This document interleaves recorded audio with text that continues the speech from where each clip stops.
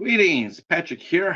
Have Cheetah will view, and 8 questions with, and welcome to a new week of action and adventure here on 8 questions with. Yes, we're doing a special matinee show today.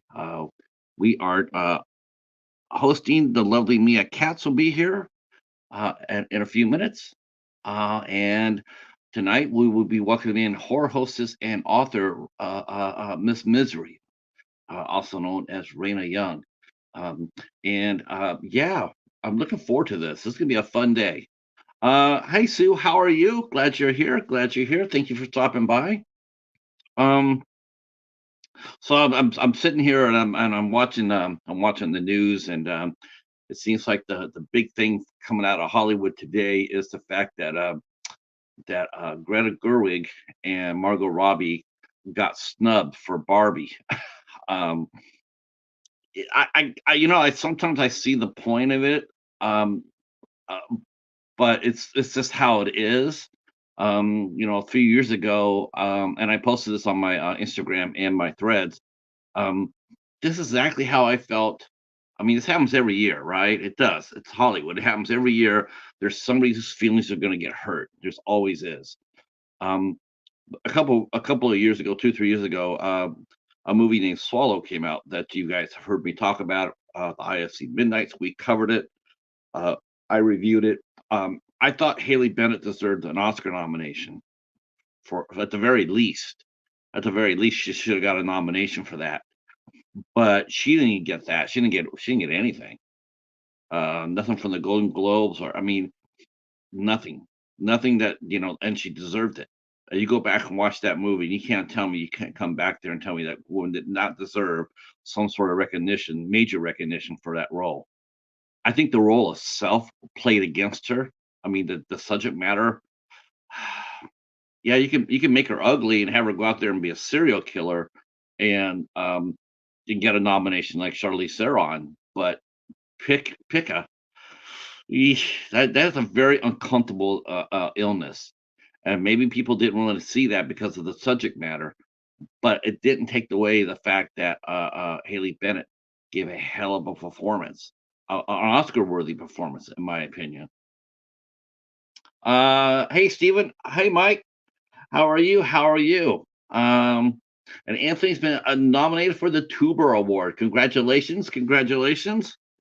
Um, so that's what's really been tearing it up today. I'm not so much bummed out for Margot Robbie. But I gotta admit, I'll admit it. I do feel bad for Greta Gerwig. I definitely think that she got overlooked, and it's a shame. But then again, it's also I don't know how to say this without coming across, but I don't know if it was a serious enough film. It's Barbie. I know there's a message in there, empowerment and what have you, and I'm with that. But I don't know. I tend to think Oscar films, when it comes down to for movies, I think they should be a little bit more heavier, a little bit more weightier. And while it was well made and well acted, and Ryan Gosling, I don't know how he got a nomination myself. Do I think he should have got a nomination? I don't know. I still don't even know how Robert De Niro got one this year. Um, but yeah, I don't know. That's what's been coming out of Hollywood. But we are here because we got our own star to talk to, and we'll be talking to our rising star, Mia Katz. Um, yeah, I had to book this show when I got offered the chance to meet her and talk to her, and I saw that she had did a movie called Attack of the Corn Zombies. By God, we had to go get that actress. We had to go get this because that movie absolutely sounds like a bonkers load of fun for me. Um, uh, yes, she is going to be in Morgan's and Angel Bradford's new film. That's right. That's right. She'll be there. Um, and she's got a sorority babes.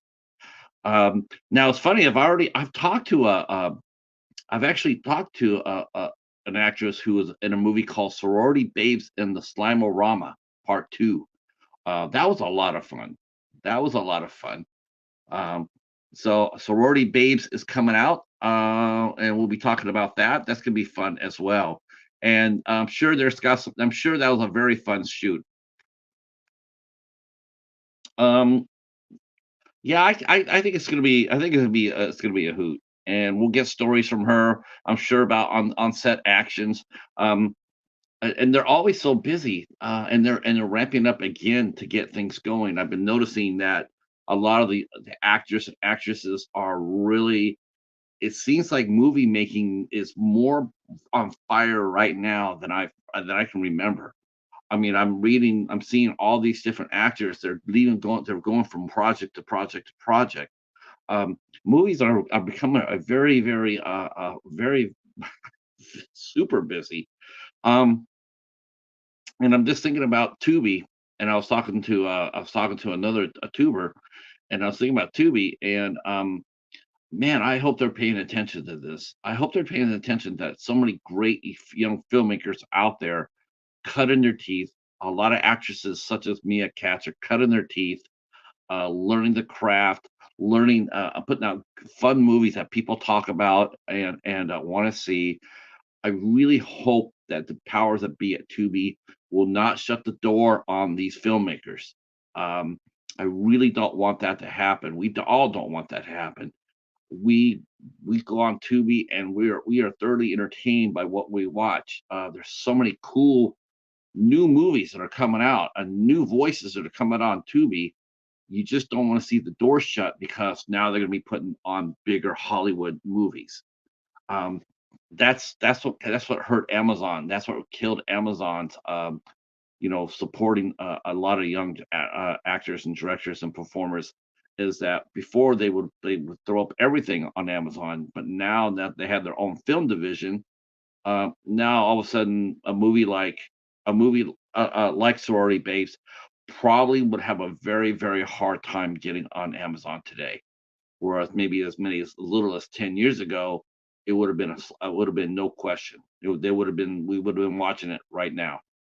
Um, so I'm really happy to see that the independent filmmaking is still happening, still alive, still thriving.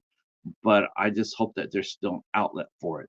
Um, you know, what's that saying? All dressed up and nowhere to go. I don't want that for independent film. We don't want it for independent film. And one of the things that we could do to support that is to support artists like Mia and Morrigan and Paul Dale.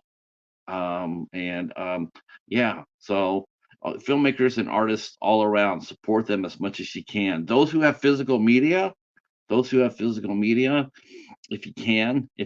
can, I mean, try to support it by picking up a hard copy. It really helps. It helps out a lot.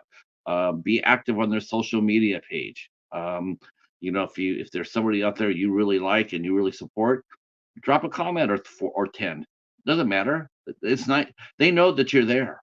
Believe me. If you go there and you sit there and say, "Hey, how are you? Have a great weekend." They see, or I loved your movie. I loved your role. I love this. I just saw this movie that you did maybe 8 years ago, 7 years ago. I just watched it for the first time. You were amazing. It all helps. It all helps. Um, okay, we do have one scheduling announcement today. We are very happy to announce that we will be welcoming in Corin Nemec will be here on February 9th. Wow, I'm so tickled. Corin Nemec has had a hell of a career. We all know him from Parker Lewis Can't Lose, The Stand, so many great creature features, sci-fi movies. Fantastic actor. He gives it an all. Stargate SG-1. He was on that show. He was on that show. His list of credits are very cool. I watched a lot of his movies. I have for a while there, he's overcome a lot. He almost died not once but twice in one night. Has come back and put his career back on play. Um, he's appeared in wow, he's appeared in so many great things. Um,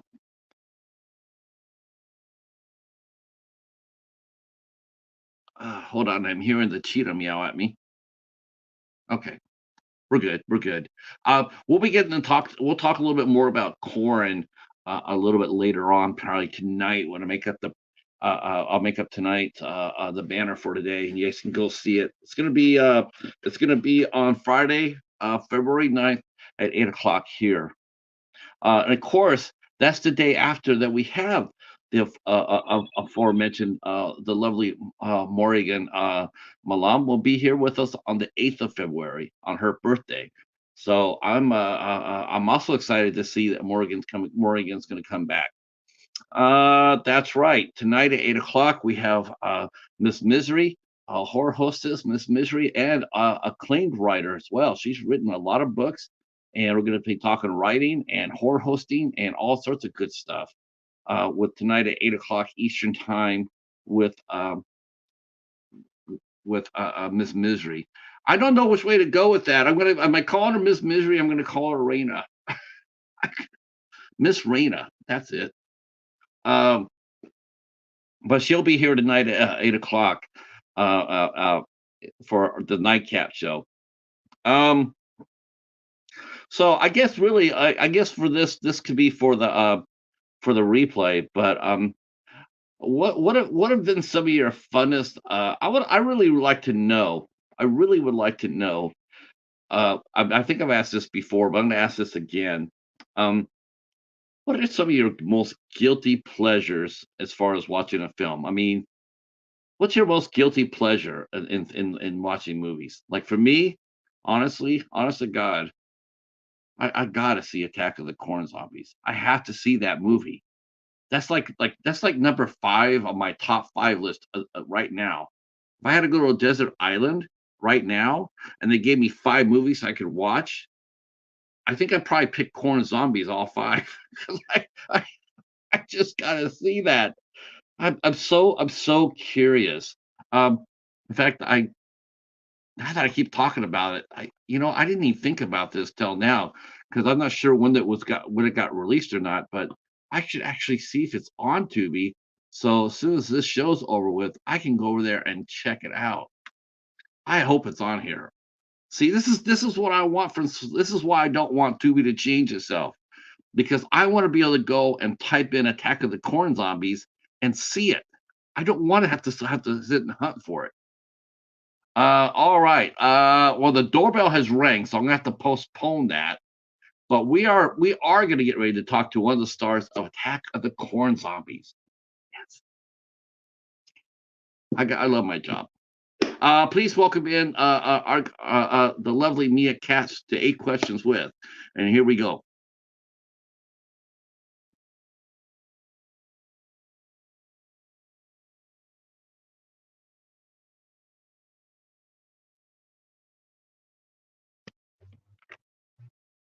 Okay.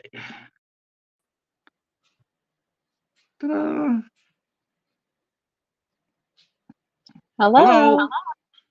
Uh, I'm going crazy right now because I'm so excited and I'm going to be looking for it. I'm so excited to talk to you today. Um, and I was so excited to book you anyway because I just wanted to ask you so many questions about Attack of the Corn Zombies. Lay 'em on me, Patrick. Oh my gosh. When I saw the name when I was looking up your credits and I saw that, I'm going like, you know what? I love my job. I get to talk to I get to talk to actors and directors and they make some of the funnest movies out there. And how could you not resist wanting to see a movie called Attack of the Corn Zombies? Um, I mean, you must have so much fun. When you read a script, when you get a script sent to you, or you get invited to come shoot a movie, does a title play anything into your choice about doing the project or not? Um, not really. I would say there's some projects that I've seen that I feel even if I'm not part of them, the stupider the title is, the more I wanna be a part of it. I saw something that I'm not a part of, and I don't even know if anyone I know is, but it was called something like lesbian vampire romance or something stupid like that, and I was like, "Oh my god, I would love to be in that." See, it's not Because with Attack of the Corn Zombies in particular, people are asking, "What's it about?" And I'm like, "It's exactly what it sounds like. What do you think it's about? It's called Attack of the Corn Zombies." right, right. I mean, are you looking for meaningful impact? What does a title mean? Is it rhetorical? Is it symbolic? What does it mean? What does it mean, Mia? I'm like, well, it means that if some corn's gonna come out there and kick your butt. Yeah. Um, I was I look at the different titles of the movies that like I watched and I review movies such as Ouija Shark. I watched the movie Sewer Gators, Clay Zombies, and you look at the titles and you're going like, and you're shaking your head.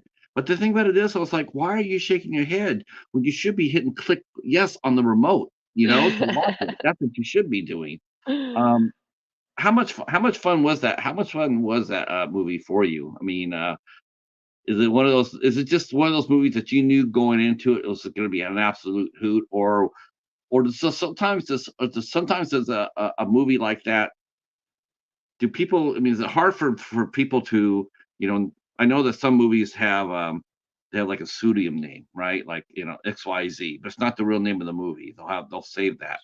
Um, does that come into play sometimes when you're sitting on set and you're in a movie with a title like that? Do you ever just burst out laughing and just, like, I'm here making art and it's called Attack of the Corn Zombies? Absolutely. So, Attack of the Corn Zombies, the name was actually coined by another one of the actors in the film, Beth Metcalf, and she actually did a majority of the SFX makeup for the film too. Beth is amazing. She's super talented. She's a jack of all trades, really. And during one of the previous films that Acrostar Films, the production company, was working on, Beth made a joke that Attack of the Corn Zombies was going to be the next film, and S.J. Herman was like, "Yes," and he actually made it happen. So once we all got to set, we were just so happy to be there, and we are so proud of each other for all being the type of people who want to come together and make some fucking awesome, stupid shit like this. Yeah, hell yeah. Now tell me, did you guys get crew T-shirts with this movie on it? Oh, I wish. Oh, I wish. that should have happened. Yeah, maybe Who you should make some for us. uh, who should we be calling about that? I would Uh, say call Ann Myrna, but she's got enough on her plate. um, so, you were just starting out. I mean, your career is this is one of the cool things about doing shows like this too, is I always love to talk to the people, to the actors who are just getting their start, who are just rising up, and they're starting to put some credits behind them, and the work's starting to stack up more.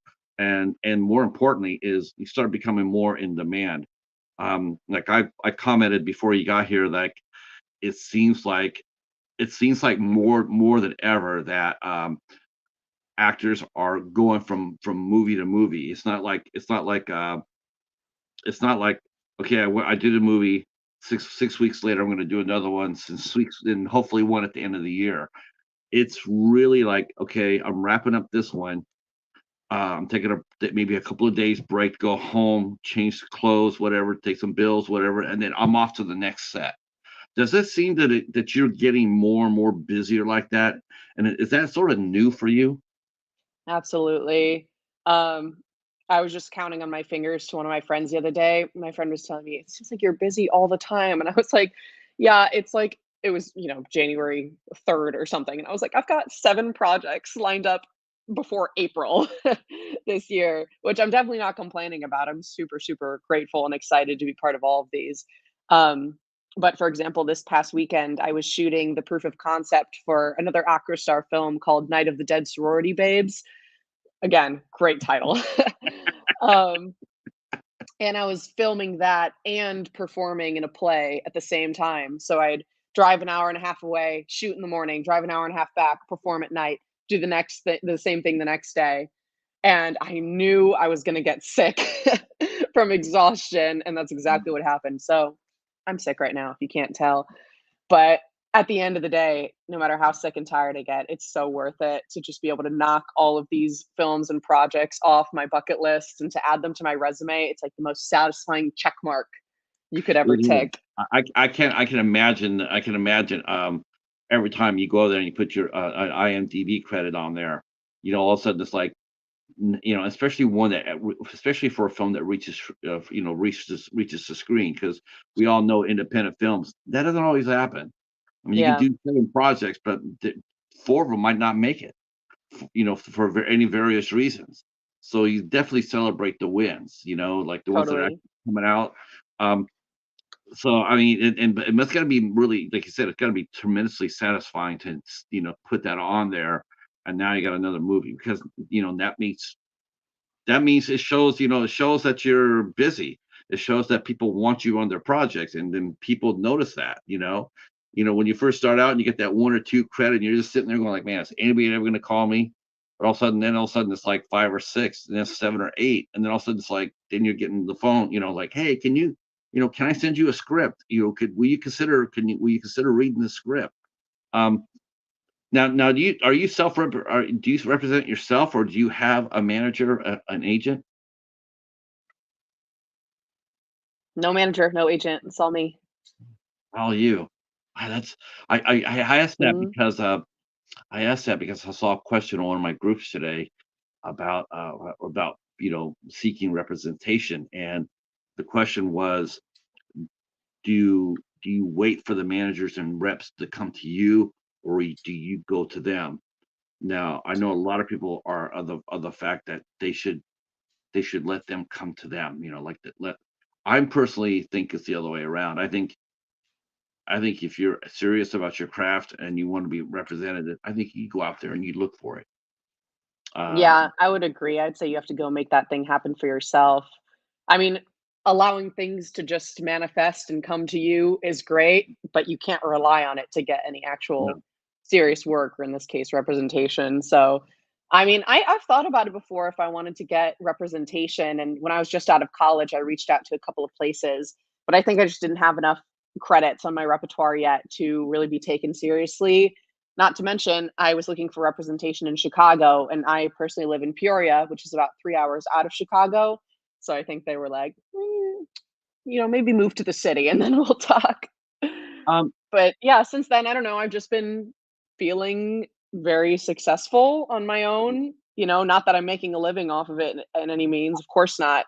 Most actors don't, but I was gonna ask you, I mean, since you're not SAG after, and whatnot, how does that work for an actor such as yourself? That I know some of it has to be a leap of faith, but there's part of you, that the business part of you, that's speaking up a little bit too, and it's like, okay, I'm getting all these new movies, all these cool movies, and they all want me to come out there and shoot. But how do you negotiate a pay? How do you, what it goes into it? Do you, the actor, is it on the you to go tell the director and the producer what you're looking to get, or do you wait for them to offer you the money that in their budget? um, it depends on the size of the project. So I do most of my movies with Acrostar Films, and they have a very consistent pay rate for lead roles, which I am totally a-okay with. I think it's very generous of them, being, low budget indie producers.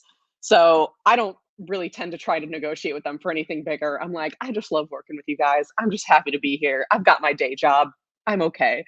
Um, but if it were, say a Netflix film or something that I was auditioning for, which I don't know if I ever have yet, and they were saying, we'll give you a little something, and I was saying, if I'm gonna go all the way out there, and if I'm one of the bigger roles, then I would maybe feel more confident saying, "Could I have a little more, please?" Right. But I'm just a girl. I'm I'm not gonna be the best at negotiating for myself at this point in my career. I'm just gonna rely on my day job and take whatever I can get my grubby little hands on and call it a day. Is that something? Because I've never really gotten to this into this a little bit. I don't know why I'm doing it with you, but I feel like I should, because I think you're providing some great answers here. But is that something that especially now in this economy too? And like we were talking about how Tubi is seems to be on the verge of going where Amazon is. Whereas Tubi was such a great place for independent filmmakers to negotiate a deal to put their product on Tubi. Now it's starting to become more like Tubi's like, well, we're going to be rising above that. And I think that's just really that sort of bothers me a great deal because it's like that's exactly what Amazon did. Amazon started out letting seeing movies such as Attack of the Corn Zombies. You could have seen that movie on Amazon 10 years ago, but try to put it on there today. I'm not so sure it would work. I'm not so sure they take your phone call. Um, but Tubi is, and Tubi, but now we're hearing that Tubi's thinking, well, we might be restricting the movies that we put on our channel. Um, so my question to you was, is that is pay rate is I know it's like it's supposed to be forbidden to talk about it, but people do. Is that something you guys talk about like out of concern, like going forward, will making movies be economically viable for you as an actress? That's a good question. Well, I'll start by backtracking a little bit. Attack of the Corn Zombies is on Amazon Prime, actually. Really, that's a feat. It really is. Yeah, available for rent or It's a buy. feat. Yeah. But um, me and it our used to be upcoming like movies will be too. so they But yeah, to negotiated a answer your deal with question, Amazon Prime. I guess so. I don't know. I don't, I'm not part of all of that side of the business. I Right. just come in and act and then I go home. Um, but in terms of it being economically viable, I mean, 99.9% actors are not going to make a living off of that being their job unless you get your big break, as they call it, or you are on a consistent TV show or something like that. I mean, we all got to have day jobs. A lot of actors work as servers in the industry, or they have jobs that will be very flexible for them to go to rehearsals and performances, which I'm lucky enough to do. For me, my day job is being a seamstress. I work at David's Bridal and Alterations, and I'm so, so grateful to have a manager that wants all of us, her little sewing children, to go do the passions that they want to do and have fun with it. So she's very willing to be flexible with our schedules. So that's been very, very nice. So in terms of economically viable, no, it's not. Of course not. But that's why you gotta have time to make money too in the real world. Right, right. I mean, now because of this, does that limit does that limit to what you can do as far like you mentioned, you're close to home. So like like a project with the same budget as Corn Zombies was in South Carolina and they offered you to come out there, they wanted you to come out there and go out there and play a role in the movie at the same rate that you're getting in Illinois. Do you do it, or do you have to look at it like as much as I'd like to, maybe I can't, or and do you, or is that a part where as an actor, independent actor, you negotiate a little bit more because going out there, it's going to be a little bit more difficult, right? I mean, Sure. it does, you don't have the freedom to go everywhere to film what you want, every project that you want. Um, and has anybody, have you or any of your peers, have you guys lost a movie because it's been like out of range like that, or do you just specifically would on when people call you, you sit there and say, I just want to work within this certain radius because Sure. If I'm to turn down a job, it's usually gonna be one that's no pay at all. If it's out filming in fuck all South Carolina, then, I might say, "Maybe I'll catch you guys next time." Maybe I'll hit you up when I'm in your neck of the woods already or something. But, for example, I took the last 2 years, I've taken jobs out in Murphy's, California that, I had to take off several weeks of my job for, and that was a paying job out in California, and I was so, so happy to be able to do it.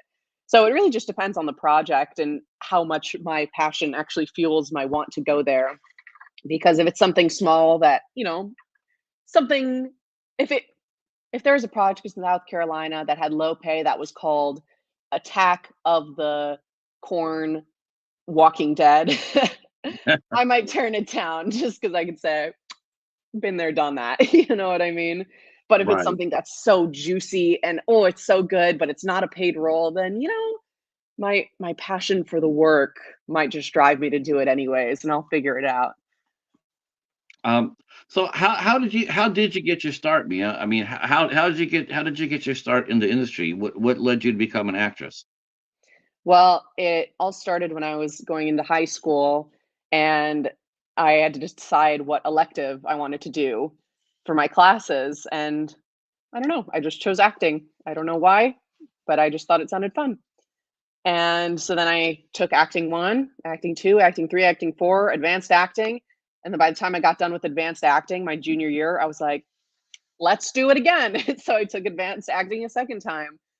And when it came time to choose where I wanted to go to college and what I wanted to study, I thought, well, what's the one thing I've never gotten bored of? And that was acting. So I applied to Bradley University in Peoria, which is why I'm here now. I committed, and that was it. That was the end of my college search process. Bradley has a great theater program. I love, love, love the professors that I had there. They taught me so much. And I give them so much credit as to why I'm as is because of all the things they taught me and all the faith that they had in me. Yeah, that's gotta be exciting. I didn't I've heard of Bradley University, of course. I didn't know they had such an extensive drama department. So, what was it like for to go on to Bradley? Did were you nervous when you started university, or did you feel totally comfortable because of the work you've already done? I had done a number of plays by the time I got to Bradley, but I'd never done any film work or anything really, kind of, like short films for a film genres class, stuff like that. But by the time I finished with my audition process for the theater department at Bradley, I was already so comfortable with everyone that I had met there that I really didn't feel nervous at all. I don't know. I mean, I'm sure I was, but they restored my faith in myself so much that I didn't feel anything but happy to be there. I was nervous about leaving home for the first time because I'd never moved out of my house before. So living 3 hours away in a dorm room for the first time was maybe a little nerve wracking. But other than that, I was just excited, man. I'm going to turn to the chat here. They've been flying while we've been chatting. I want to say hello to everybody that's come in so far. Our good friend Jim from Now It's Dark is here. The Bat, Alucard, the Mighty Hops Horror from the Midnight Hour is here. Hi, Zan. Zan from Oregon is here. Andre from New Zealand. Author Jennifer P. Tux is here. Hi, Jennifer. Of course, Stephen is here. Thank you so much for coming in, Stephen. And he says he loves promoting you, and that's for sure. He does. He certainly does. Jimmy Joe, how are you? Glad you're here. Getting some play off the movie Attack of the Corn Zombies. Jim says he loves corn stars. Mhm. I see where that went. But Uh, yeah. Our good friend Mike from the UK is here with us. He was here, and Van City Adventures. Hello, hello, hello. So this is Mia Katz. I will be dropping her link to her page, her movie database page. Please take a peek at it. It's definitely one to take a look at. A rising star, and she's been done a lot of fun movies, including the aforementioned Attack of the Corn Zombies.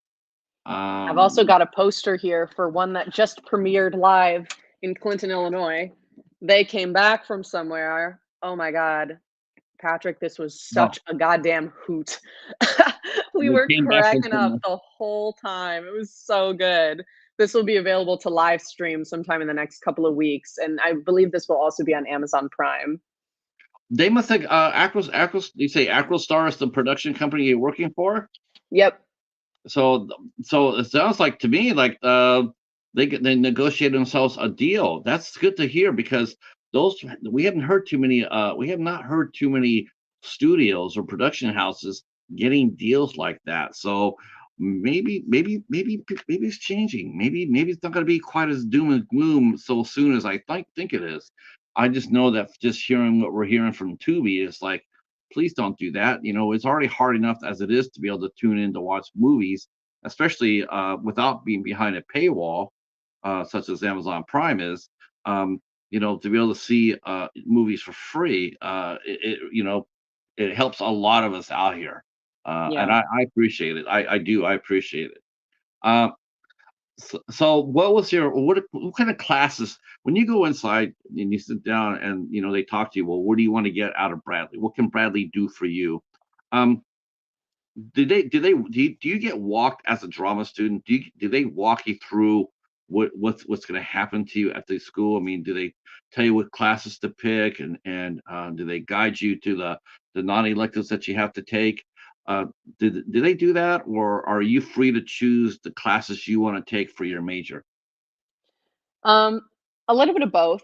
We have advisory meetings, of course. So our advisor, who is going to be someone within the theater department, if you're a major, is going to guide you what credits you need in order to graduate. But to a certain extent, it's up to you what order you take those classes in, as long as they're not, prerequisites and things like that. Um, but the main thing is when you get to Bradley, they ask you, what's the dream? What are your goals? And for me, my answer was, well, theater, the stage, where my heart is, that's where my passion is. But like I said earlier, I'm gonna take whatever I can get my hands on. So if that's film, commercial, TV, whatever, I'll do it. I'm happy to do it, and I love it. But the on-screen stuff is really typically where the money's gonna be, unless you're cast on Broadway, basically. And Broadway, to be honest, was never really a goal of mine. Now, if someone just offered me a Broadway contract, would I turn it down? Of course not. But, being living in New York and the hustle and bustle of performing 8 shows a week, that sounds really exhausting. I don't know if I wanna do that. I'm Yeah. great with performing 4 weekends of a show and then going and filming whatever the hell I wanna film in the meantime. Now, do you still do live theater now between movie sets? I do. Yeah, I'm in a show right now called Puffs, which is a spoof of Harry Potter as told by the Hufflepuffs. Okay, so it's an original work. It performed on Broadway for a long time, I think. And I it's like totally an R-rated show. It's got language and innuendos. It's not family friendly like Harry Potter is. But it's so good. It's so funny. No, I haven't heard of that one yet. I'll have to look it up.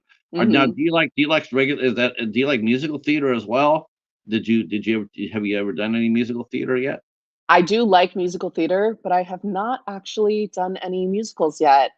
I started taking voice lessons when I was a freshman at Bradley, stopped for a while, then started again. So I've just been getting more comfortable with my voice, and I started taking dance lessons recently as well. So I want to like catch myself up to all the people who have been taking dance classes since they were 5 years old before I embarrass myself auditioning for any musicals. Because Okay. I'm going to show up and they're going to be like, grand jeté, leap, double choisé. And I'm going to be like, what? I wanna be prepared.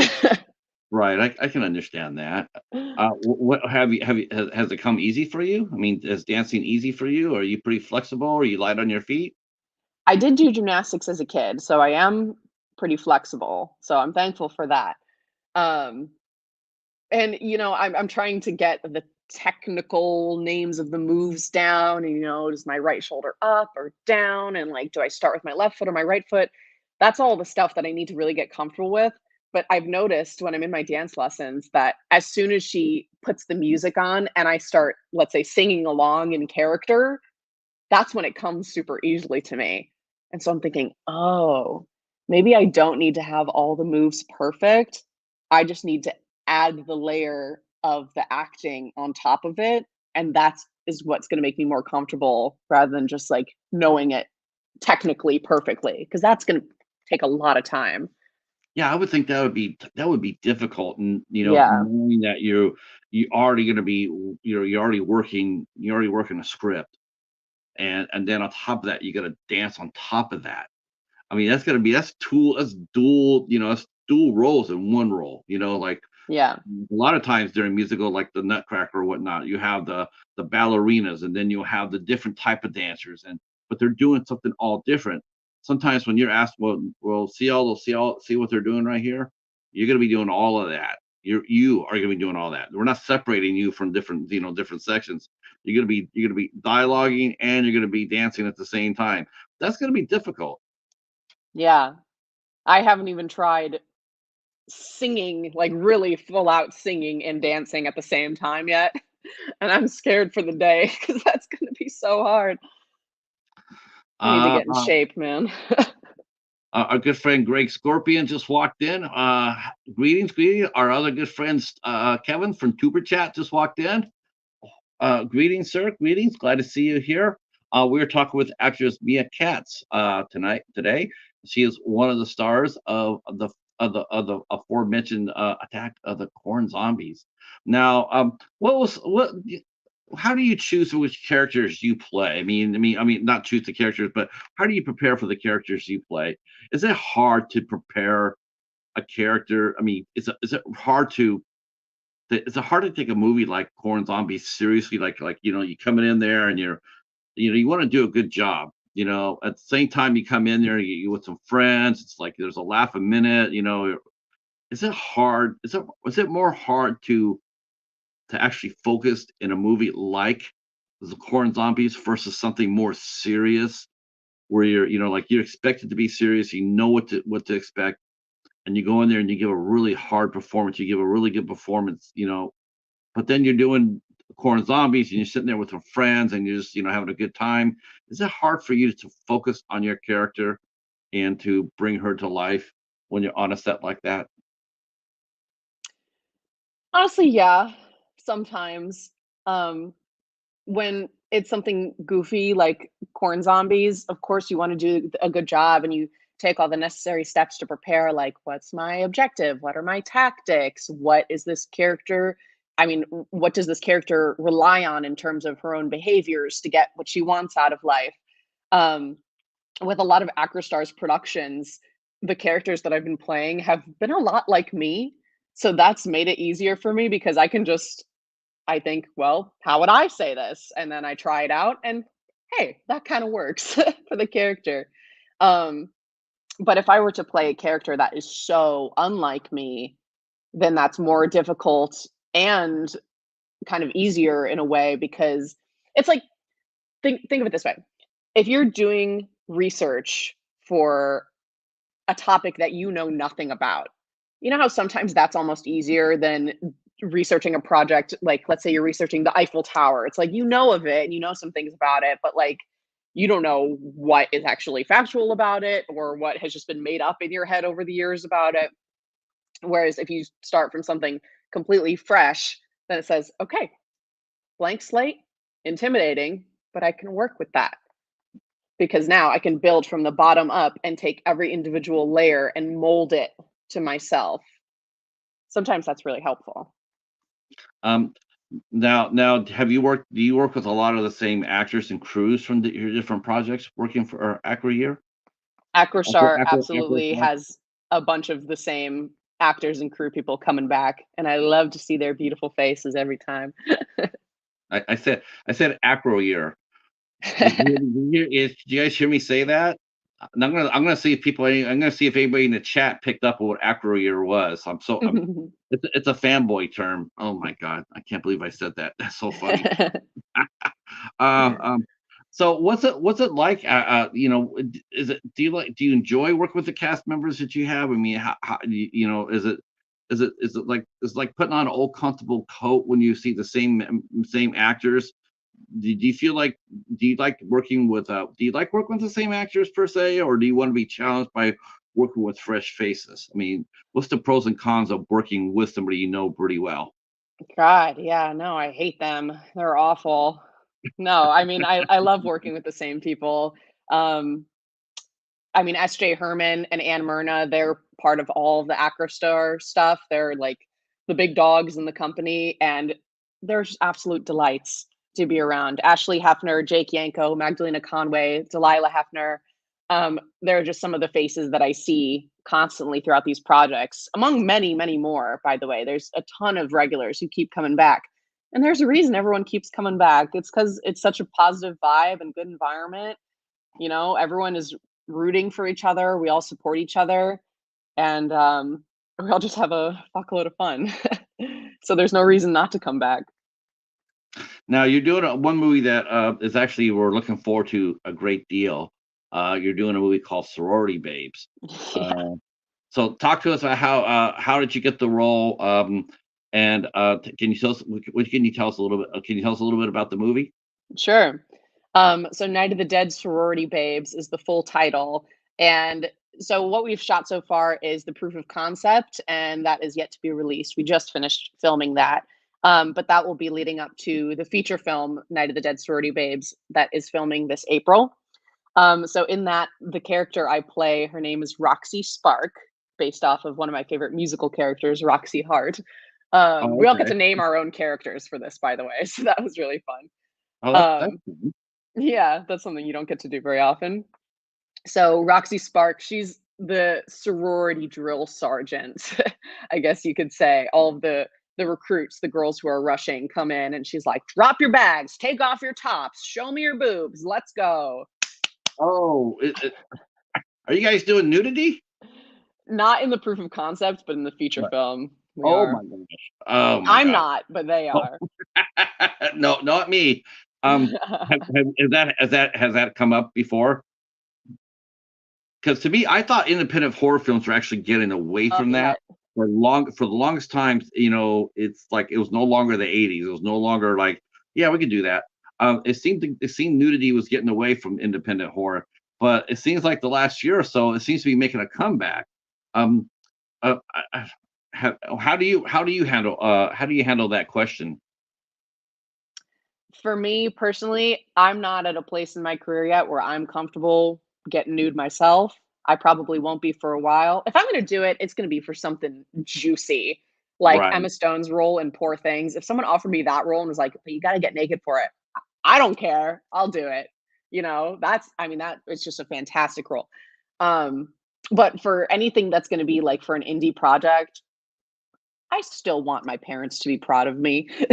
Not that other people's aren't, but no, I'm just kidding. But I'm not ready for that yet personally, but I will Mhm. gladly work with other people who are getting nude on screen and yelling at them while they do. I can do that. Um, now, have you seen that when you do a role like that? Have you seen has any actress ever come up to you on the side? Do act because actresses and actors are two different animals, Yeah. and and do you guys talk among yourselves about about the onset activities? I mean, like things that you've seen or experienced or been asked to do. Do you guys talk among yourselves about that? Like, like, well, so and so they asked me to do this. Did they ask you to do this? And like a nudity, like they want me to go topless, but they didn't ask you. Has that happened in any of your sets that you've worked on? Um, Us actors all definitely talk to each other about what's going on. But in terms of the nudity thing, specifically for Night of the Dead Sorority Babes, that was all discussed in the group chat. So there was no need to go off in our private messages and say, are you doing this? I don't know if I'm gonna. Well, at least not with me, because in the group chat, when they asked, are you guys comfortable doing this? All the girls that it would have been asked for their roles, it seemed like all of them were like, yeah, no problem. They all Okay. seemed to agree to it right away. And I was like, great. That was easy. No, I think I'm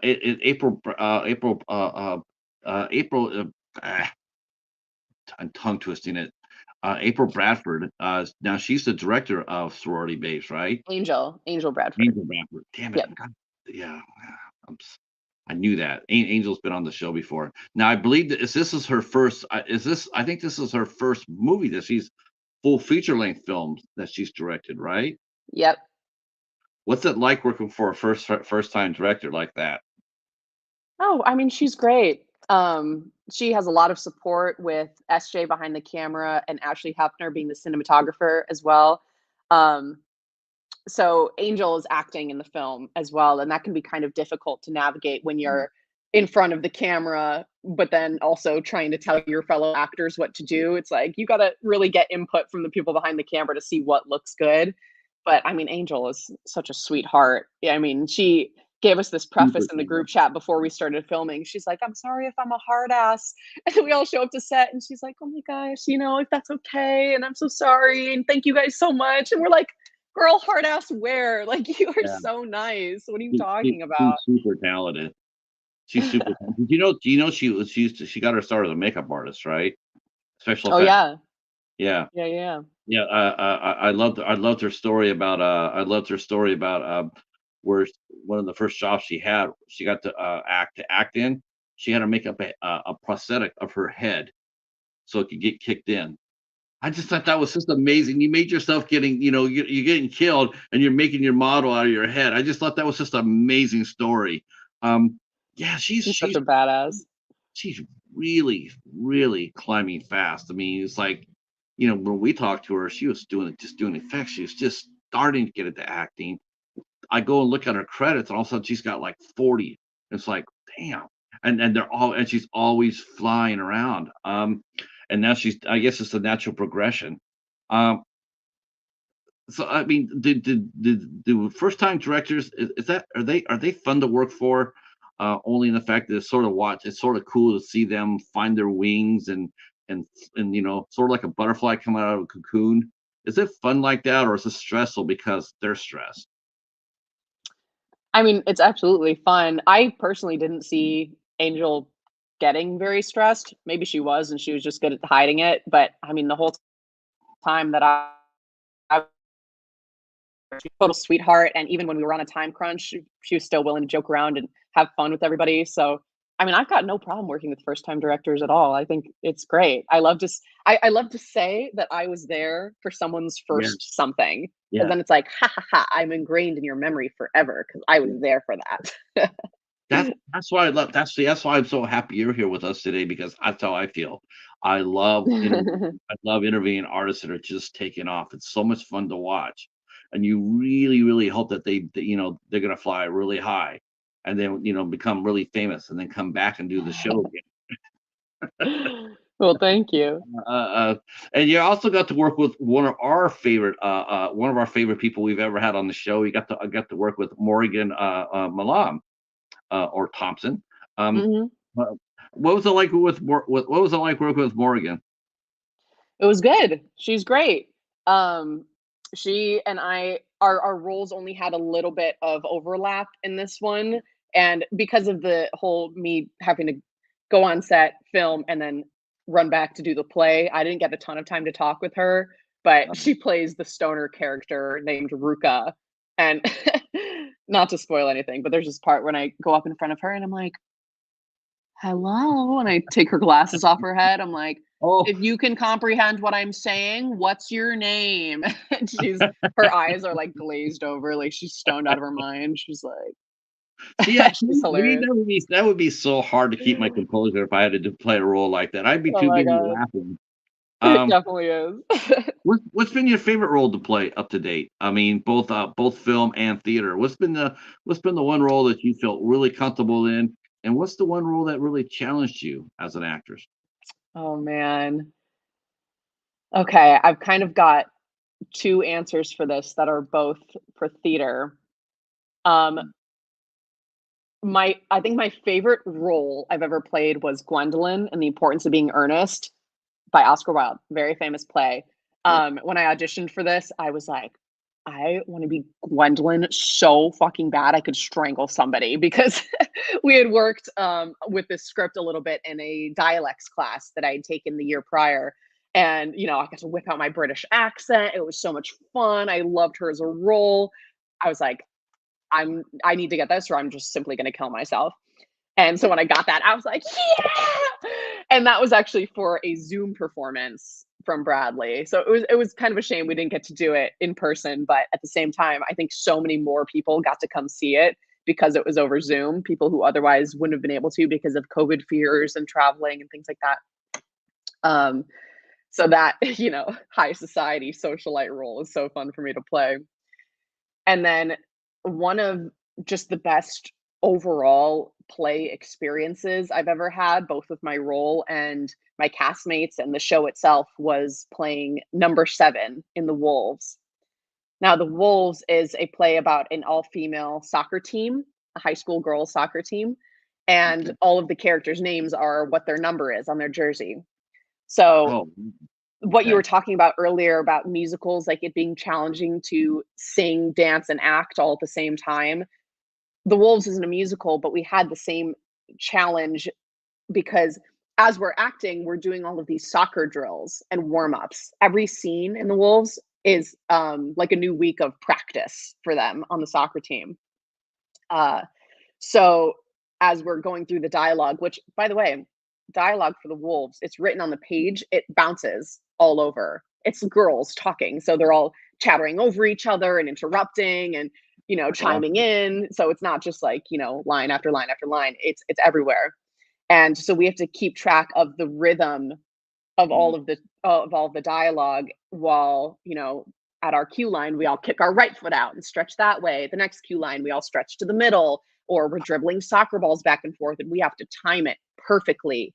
So there's no singing, but it was like a musical in that regard, that it's rhythmic and suave, and it all has to flow together. We all have to work as one fluid system in order for this play to work.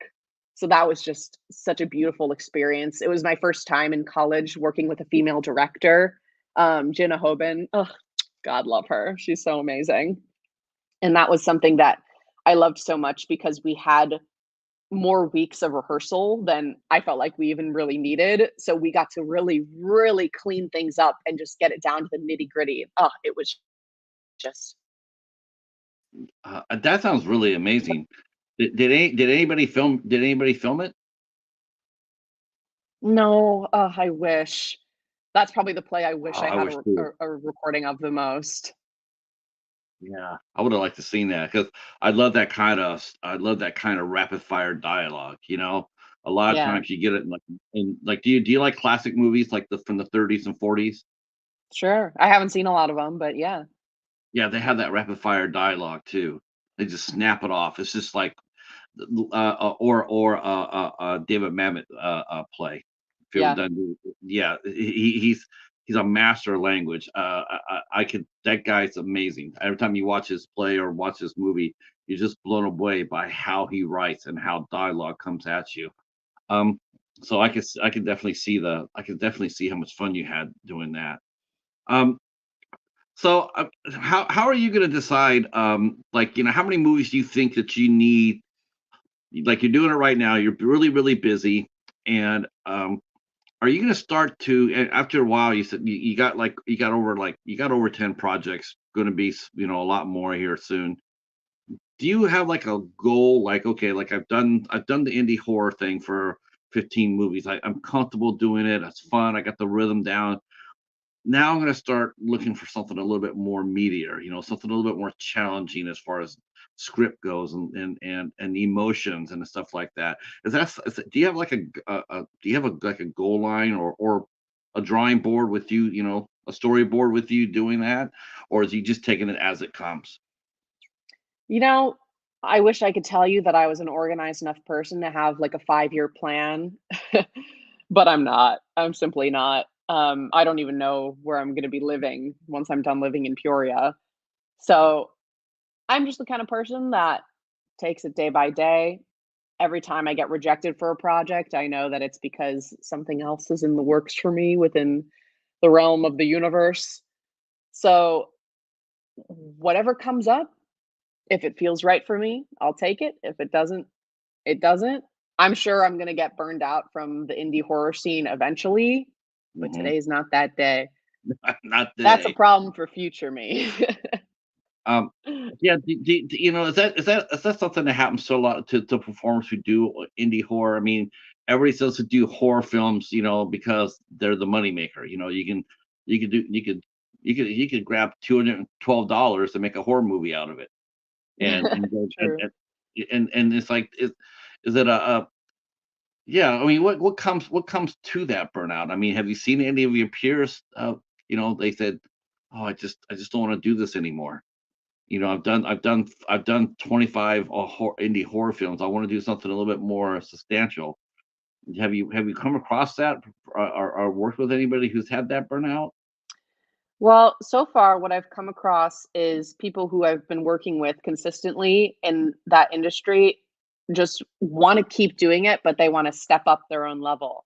They Right. want to get involved to a higher degree. I mean, so I'm actually going to be co-directing with S.J. Herman Return of the Corn Zombies in What? September. Yeah, Are you surprise. serious? Look at we got an exclusive right here on A Question Here. Holy shit, that's awesome. Thank Return of the you. Corn Zombie. Thank you for wow. I feel like TMZ all of a sudden. God, I hope nobody told me that that was a secret, so I hope I was allowed to say that, but Well, but it's true. we're not gonna say anything about the return of the corn zombies. Yeah, Congratulations though on getting the co-director's chair. thank you. So, assuming all goes well with that, then the next project, I'll be able to direct with SJ right behind me, and he can still help me out and tell me what to do when I'm not gonna know what the hell to do. Um, but yeah, I think to answer your question, it's just people wanting to get more involved rather than less. And if people are done, if people are burned out, they tend to go quietly. I think it's never with any disrespect or any blowouts or anything. Of course not. Everyone's super respectful and just happy to have had the time with us that they did. I would just think that's probably the only thing I think of when I think of independent actors and whatnot who do independent horror. I mean, to me, it's like I like it when they do independent, other genres too. To me, sometimes I think someone has read that book one too many times that, well, if you want to get ahead in the business, just do horror. It's like because they'll watch anything. And I don't really necessarily feel like I don't know. Sometimes I feel like because I've heard people have commented on that, read interviews, and I've seen interviews, and they'll sit there and say that, "Oh, we just did horror because it was the quickest way that we could operate a movie under budget and make money back." And to me, it was almost like and sucker the fans. It was in between the lines. Like yeah, we can milk them. Do an do an Indiegogo or GoFundMe. Um, do you think horror fans do you find horror fans to be informative and as far as the projects go, do they expect a certain level of excellence from the movies that you make? No. And that's the whole point. I mean, I guess I don't mean to undermine, like, the greatness of these films when I say that, but the whole point of it being the low budget indie movie is that it's kinda bad, and that's what you love so much about it, like, it's the whole point is that you notice a million details, you're like, "What? What are you talking about?" Or like, "That's not consistent," or whatever, and that's just what makes it so endearing to watch. Um, what do you like to watch when you're not on the set? I mean, what kind of movies do you watch? Who are some of the actors you look up to and or influenced by? Well, my favorite movie of all time is Thelma and Louise. I love Susan Sarandon and Gina Davis with all of my heart. Uh, Um, and okay, my so favorite I have a question for you. yes, That ending, though, as a director, would you change that ending or would you leave that ending as it was? I would leave it exactly as it was. That's what makes me love the movie so much. I love it. I love it. Okay, because we're talking about this, we were having a discussion about this the other day, and if I remember the movie correctly, they didn't kill anybody. I'm trying to think of what crime they could have done that could have got them there. Like if they had done like, like normal American, like kill 20 people in a jack in a box. Okay, I get that. They But shot that rapist. yes, but it's a self-defense. They could have gotten out of that. I didn't see the reaction for them to drive off the cliff. Like, why? Why would you drive off the cliff? And not only that, but why would you take your friend with you and go out that way? I mean, it looks really cool on camera, but actually thinking about it, be like, that would be an absolutely horrific way to go, and you wouldn't wanna see that for anybody. Well, except for one person, but we won't talk about that here. Um, but, but otherwise, that ending of that movie, I've always wondered, like, I wonder if they ever watch it and or what if any other director will go back and change that ending. If you could change it, what would you change it to? Well, the reason I say I wouldn't change a thing is because it's representation of them having the eternal freedom that they've both always craved as women in the society that have been in relationships that have just snubbed down their potential for their whole lives. I mean, Gina Davis's character in particular, she's in that super abusive relationship, right? Constantly being yelled at and bossed Yeah. around. And then she goes on this trip of her lifetime. She almost gets raped. Not good. And and then when that scene is happening, when they shoot the guy, then they're talking about, we can't say it was self-defense, like the whole bar saw you dancing on him all night. That's not the society that we live in. And when I heard that line for the first time, I wrote a whole paper on just that line. That's not the world that we live in, because that was so impactful to me, thinking that they would rather hold each other's hand and rush off the cliff to their deaths to live in their freedom forever than stay in this oppressive patriarch. I think that's beautiful. It's not Yeah. realistic, Yeah. Yeah. obviously, but it was an Right. artistic choice that was so fitting for the message of the movie. Oh, I love it. I just felt like, I don't know, for a movie like that, I just felt like they should have just drew the line in the sand and made their stand there, and took their chances in court. It's like, what was that movie that Jodie Foster did? She did where she played, I think it's called The Guilty, or she played a woman who was assaulted in a bar. Oh God, it's a similar, I don't have familiar. it's a based off a true story, and she went in there, she danced, her character danced around and everything that too, and then she was assaulted, and then she went to get justice. It was a powerful movie. I read the story before I saw the movie.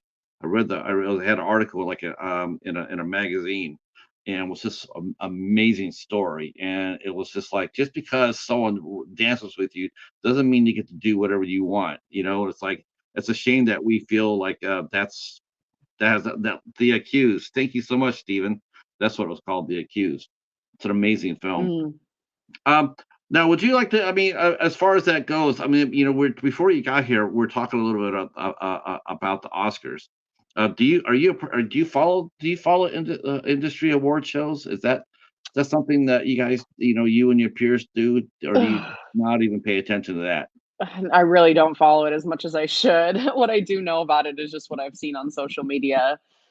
I know the whole thing about, uh, Ryan Gosling being nominated, but not Margot Robbie or Greta Gerwig. That's all I really know. I think Emma Stone should win something for Poor Things. I don't know if she was nominated. I hope she was, Yeah, but I I believe. loved that movie. So I hope she wins something for that. But other than that, I don't really know anything. Let me go back to the chat real quick here. And what now that you've released the cat out of the bag as far as Return of the Corn Zombies. Now you have to make the T-shirt. Now it's on you. Now it's your turn. Hell yeah, I Uh, will. that's You'll be the first one I send one to. oh my gosh, seriously, I would love to have a shirt. Okay. Our good friend Steven is here. Horror Freak 85 from the House of Horrors. Thank you for coming in. A good friend Matt, who just got done interviewing Yui Bowl, director Yui Bowl. He just came in here saying enjoying our talk. Thank you so much for coming in. And then Matt has a question for you. Oh my gosh, the Cinema Squad is here in force. Two of the members of the Cinema Squad are here. See, Paul Wall mentions Mia. Have you heard? You must remember this episode. Um, have you heard that you must remember this episode on Thelma and Louise? It's really interesting. Yeah, I do believe that Gina Davis has a podcast, if I'm not mistaken. And She does? yeah, I think she does. I think Gina Davis has a podcast. I didn't Um, know that. yeah. Is that from Gina Davis's podcast, Matt? Our friend Jonathan from Man of Movies is here, and they do they do tremendous work as well. They talk about movies, and they did a award show themselves called the Rubber Duckies. With, Cool. yes, so yeah, that's I have not seen that yet, Matt, myself, but I do believe I did read that about Gina Davis. It seems like a lot of actors these days are putting out podcasts and going over some of their past work. Um, how important is press to you? I mean, in terms of your career, doing small things like this, or print interviews or whatnot. Does that covered now? Is that covered now in college at university? Besides knowing your role, knowing your lines, knowing your role, become the character who you are, are schools starting to teach actors and actresses and directors how to work the press, social Um, media? at Bradley, if you're a major, you do have this class that's all about acting as a business. And so that includes things about self promotion, like how to successfully do interviews and making your own website, getting headshots, things like that. Um, in terms of my own press, I'm definitely not as good as it as I should be. I even got a fortune cookie that said something along the lines of the same thing, like make sure to promote yourself or like work on your marketing. And I was like, oh, God, you're so right. But in terms of my IMDb, like I don't ever look at it. I upload on Instagram once a month or something. I should really be better at it. But I try to at least stay up to date on posting Instagram stories and posting on Facebook the projects that I'm currently a part of, um, so that people who already know me can see that I'm still actively working and not just sitting and rotting. I am actually looking real quick, because that got me spurred here. I'm gonna try to post that down. I know it's there. I do keep my website pretty updated. I Yeah, just have to I saw add that. You're one of the few that you're I one of just the did few on my actors resume that, there. That it's pretty updated. yeah, you're one of the few actors I know that actually still maintains a personal website, which is a really good thing as far as I'm concerned. A lot of people say, well, I don't need a website anymore because of social media. But the thing that it is, though, social media is like it's too overwhelming.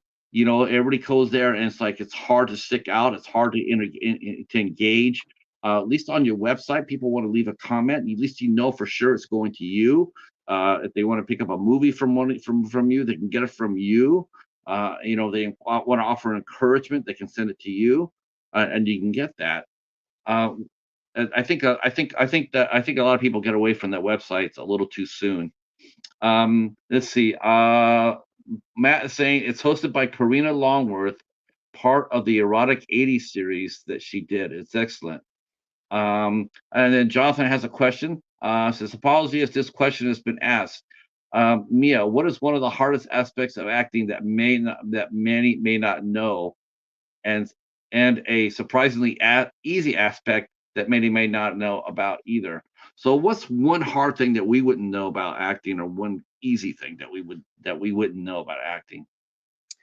Um, the hardest part, I would say, is I mean, okay, let's preface this with it depends on the role and it depends on the actor.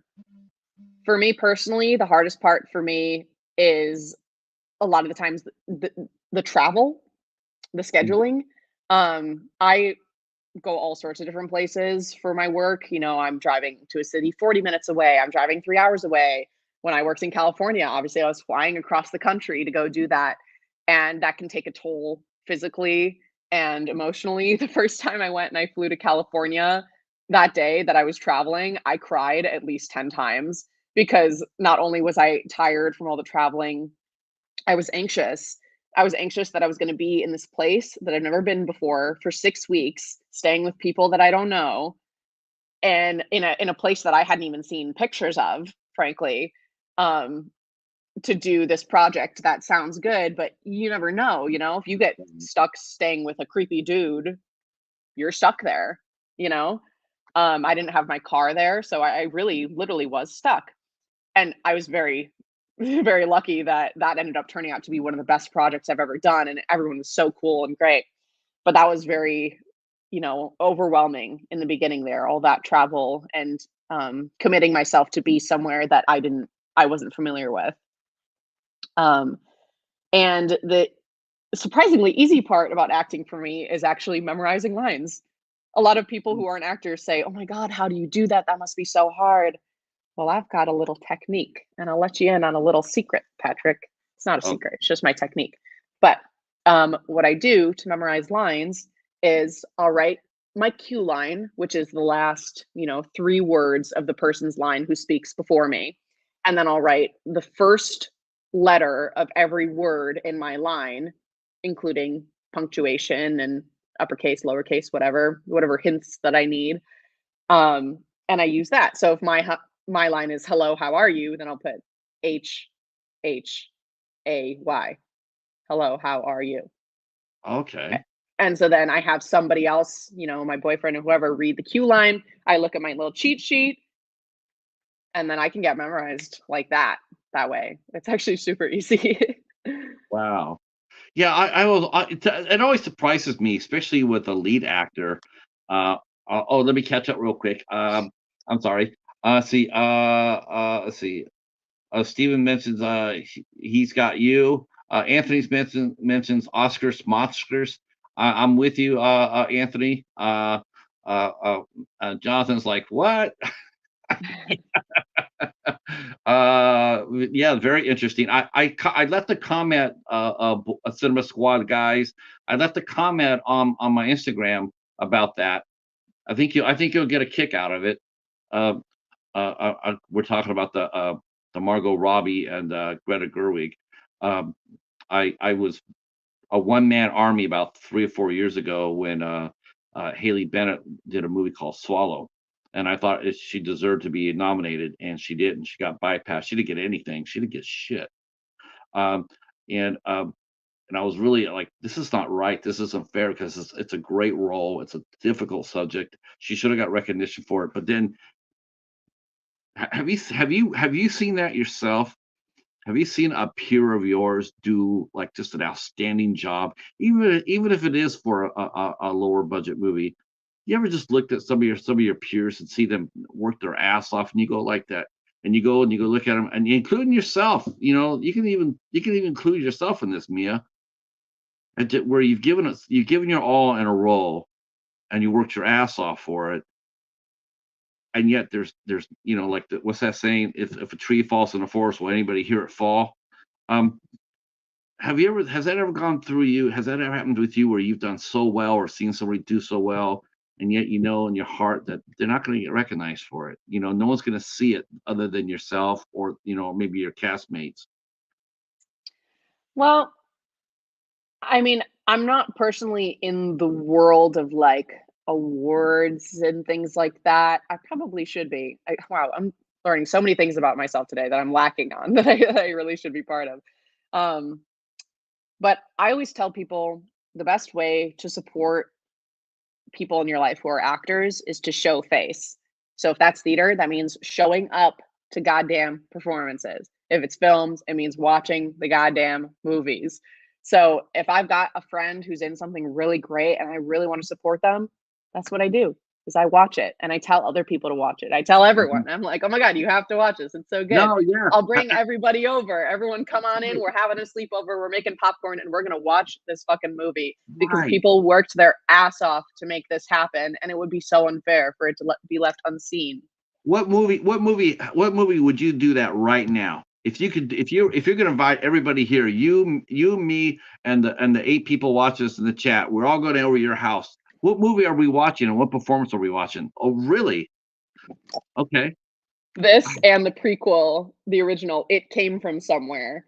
Okay. Um, I cried laughing watching the original, and I nearly cried laughing watching this one too at the premiere. The only reason I didn't cry laughing is because I was sick and not feeling well, but Okay. otherwise I would have cried laughing. But these are so funny, and maybe they're just funny to me because, I'm friends with all the people and I'm in it, and I remember the behind the scenes stuff, but I just think it's so fucking hysterical. Everyone's lives can only be improved by watching I these movies. love the passion. I love the passion. I want to see it. I want to see corn zombies, and I want to see that. I want to. See, Jonathan says he has a question for you. Not sure if you guys have followed the Letterbox social media page, but they do this thing to actors where they ask them what are their four favorite films of all time are. So I'm going to ask you the same. Wow, that's a tough question. So it's wow, it's always fluid too. Um, what's your four at the moment? What's your four favorite films that you've watched? Okay, Or I've got a lot of movies that I really, really love, but the first 4 that pop into my head, all right, Thelma and Louise, obviously, Parasite, in terms of horror movies, I love Parasite.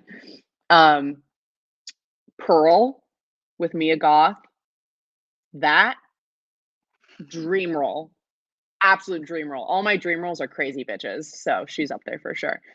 And 4 would be Poor Things with Emma Stone. I've only seen it once, saw it in theaters, absolutely fell in love with it. I thought it was brilliant.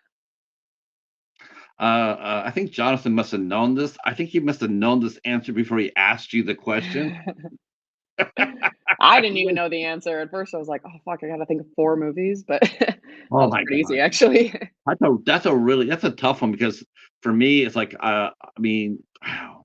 I mean they always rotate. It all depends what day you're asking me and what my mood is. It's like, True, true, true. am I in a black and white mood? Then I would sit there and say like Double Indemnity or the Thin Man, Return of the Thin Man, Song of the Thin Man.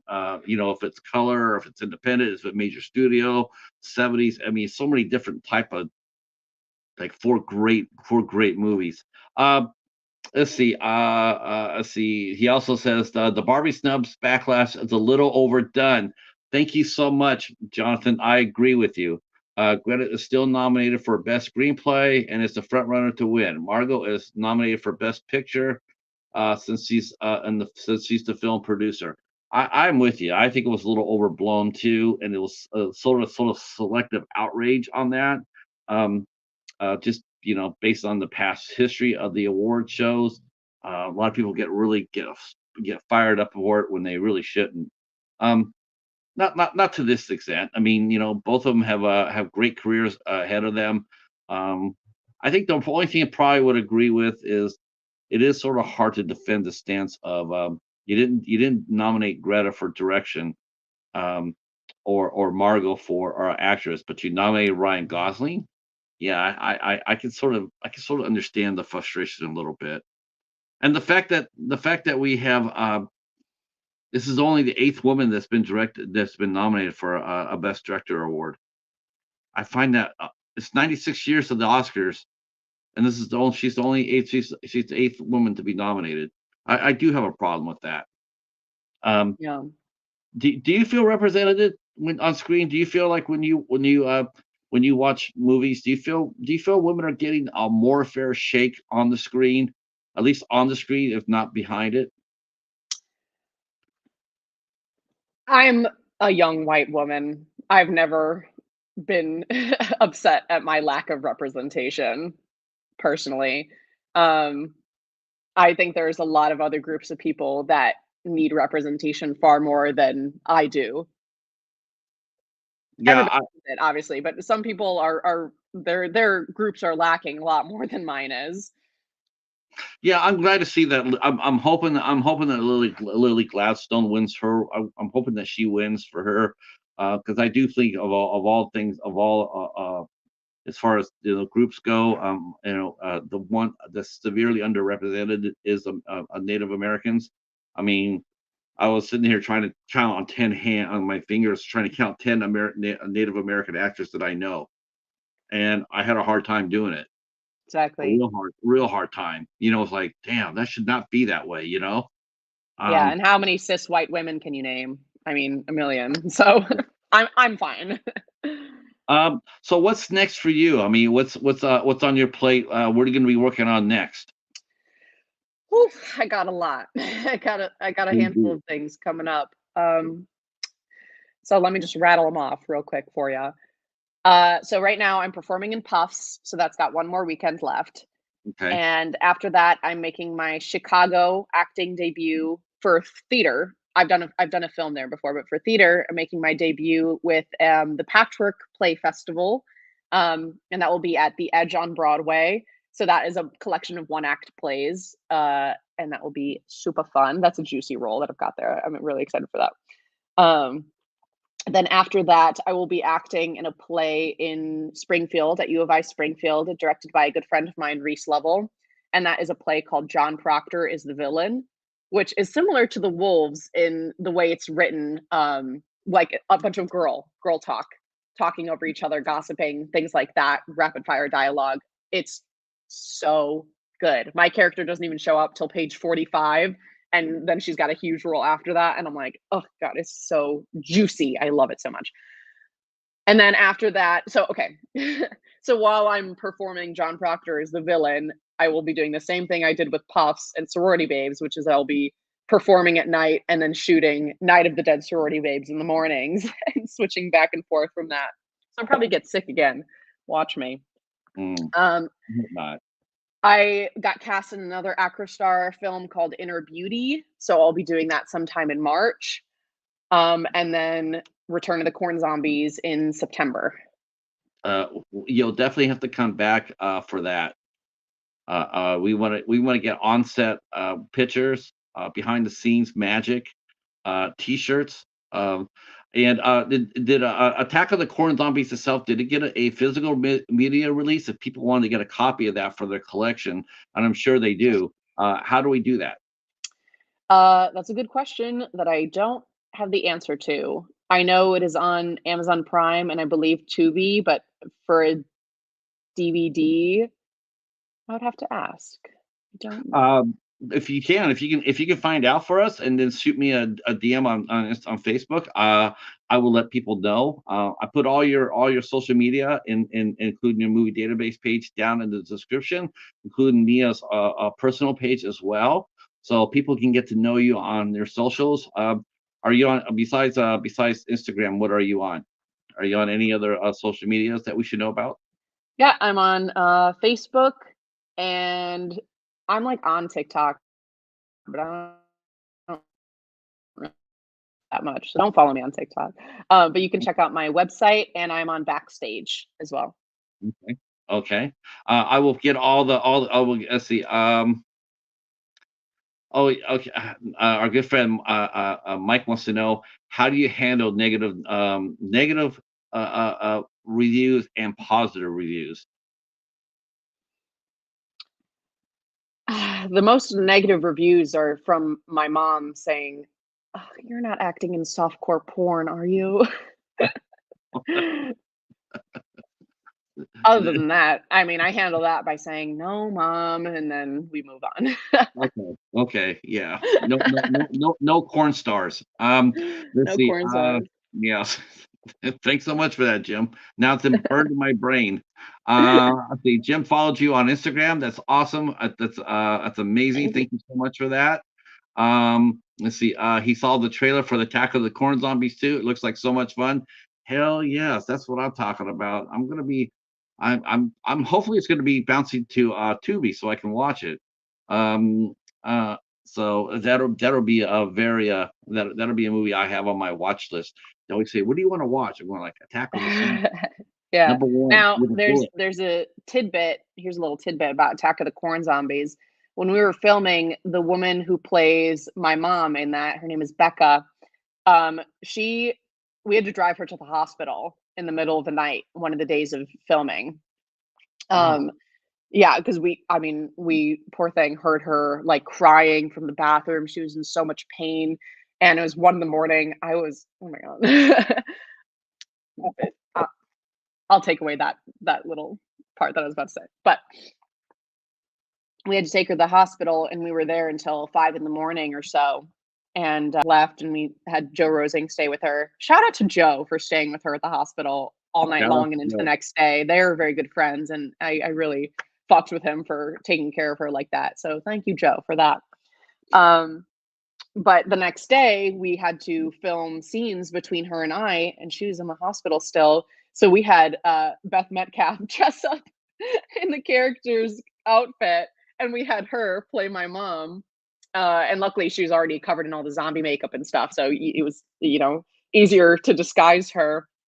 Um, but there's scenes there where I actually start crying, and it was never necessarily written in the script that my character was supposed to start crying, but I did because I was so sleepy from staying up Oh, till God. 5 in the morning, and then SJ was nice enough to have us, we could sleep a couple hours before we came in, but I probably came to set around 10 AM. Um, and I was so sleepy, so then during the scene with me and my mom where I'm crying, which is maybe 1 or 2 of them, you'll know it's really because she was hospitalized that night and because I was so eepy sleepy that I Uh, just couldn't hold it is in. she all right? Yeah, yeah, yeah, she's alright now. Good, good, good. Last round of questions for our guest, the lovely Mia Katz. If you have any questions, go ahead and just go ahead and drop them in the chat, and we will be doing that. Yeah, I can't wait to see more of your work. It's going to be a lot of fun. You're so much fun to talk with. This Thanks. is going to be. Let's see. Anthony says the trailer looks awesome. I love a fun zombie movie. Hell yeah, that's what I'm talking about. Hell Um, yeah. yep. Steven says that you have an amazing smile. Yes, yes, you do. I love your sense of humor too. That's also. Thank you guys Thank all for you. coming in today. This has been a lot of fun. I don't do a lot of matinee shows like this. Most of the time I just do it at night, but I just knew that you and I had a talk when I saw the corn zombies. Well, yeah, whatever she says, I'm doing. Um, yeah. Uh, let's see. Oh yeah, have you done conventions? Have you done any conventions yet as an actress? Have you been invited to do any? Not Oh, that yet. that'll change. Steve will have you down in Texas sooner than later. Um, all right, boys and girls, I'm gonna go ahead and wrap this one up. I just want to thank all of you guys for coming out and hanging out with us. I had a lot of fun. I hope you did too as well, Mia. We will be talking tonight. Right, we're back here at 8 o'clock tonight. We're talking with horror hostess Miss Misery, Raina Young. She'll be here 8 o'clock at 8 o'clock p.m. And of course, the new notice I have to share out with you guys too is that Corin Nemec will be here on February the 9th at 8 o'clock. I'm so glad we got Corin Nemec. That guy's. Have you seen that guy's credit list? He's done everything. That guy has done everything. And so he will be here on February 9th. And he's done a lot of creature features too. He's done his fair share of horror. Oh, yeah. Yeah. And of course, like I said before, all of Mia's socials will be down in the description box. Please come out there and follow her on her various platforms, and you and I will stay in touch. And for come September, and we'll be talking about you and your directorial debut.